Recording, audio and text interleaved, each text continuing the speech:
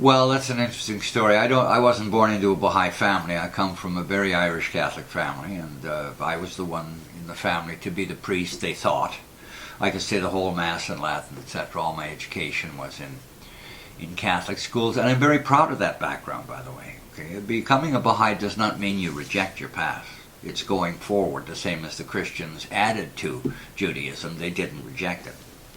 I was taking a course in London, and the professor was Baha'i. I'd never heard of it. I thought it was Baha'i Faith, which is a Jewish men's organization. They're nice people, so I went to his house after the course was over, and he had what we call firesides. Now, in the Baha'i Faith, we don't have clergy. It's one of the things that the founder of the Baha'i Faith, Baha'u'llah, changed. Okay, he paid respect to the clergy of the past, but he said in this age, people need to exercise independent investigation of truth.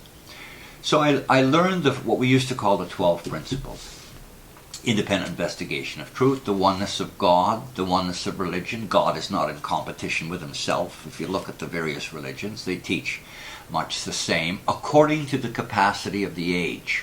Okay, I used to teach, by the way, world religions, and so I was intrigued with what we call the social teachings, the 12 principles. One of which is the harmony of science and religion, which says that if religion teaches something contrary to science, it's a superstition. Now, but I was not looking at the figure of Baha'u'llah. Now remember, I'm a Christian and of the Catholic persuasion, the largest denomination in Christianity. And so the professor said to me once, he said, "So what do you think of Baha'u'llah?" And I was really disturbed. I was really disturbed by the question.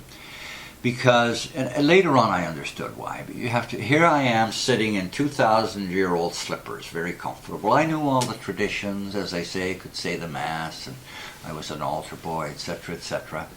And to entertain the question of Baha'u'llah suggests change, and a lot of people fear change. They would prefer the status quo. There's a modern play, it's called Streetcar Named Desire, at the end of which Blanche says, "I can't afford to believe that." And what she meant was that if she affords to believe, if she allows herself to accept the truth, her whole world will change. Now, it's not like that in terms of the new revelations that we receive. What we fear is absolutely irrational, okay?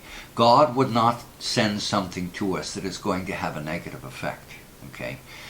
All revealed religions come from the same source, and they are designed for two primary reasons. One, the transformation of the individual, and the transformation of the society. And every messenger has been successful in his mission, although the mission has changed throughout the ages.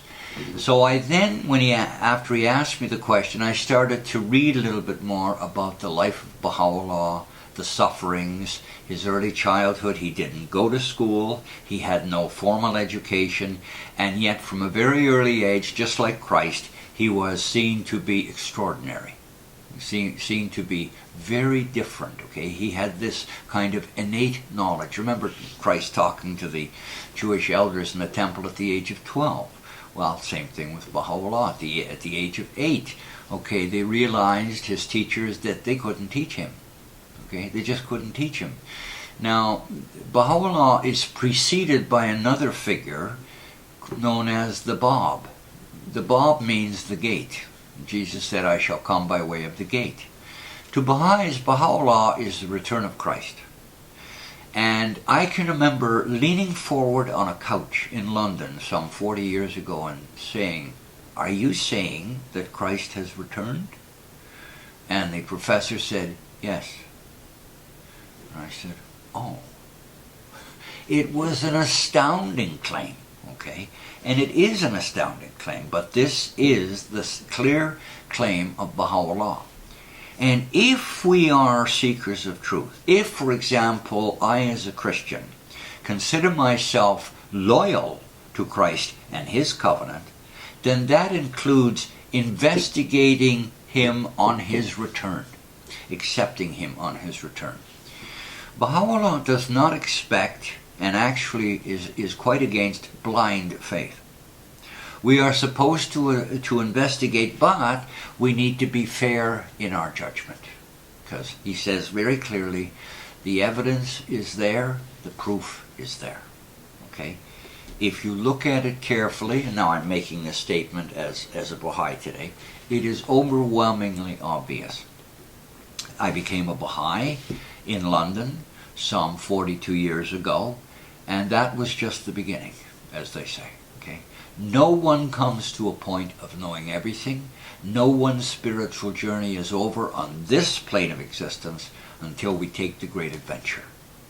So that's how I became a Baha'i. I was the first one in my family, and Baha'is come from every background you can imagine. It's the most widespread faith in the world. People come from atheism to the Baha'i Faith. They also come with all kinds of hang-ups, all kinds of problems. But the purpose of faith is to heal, is to educate, is to ennoble.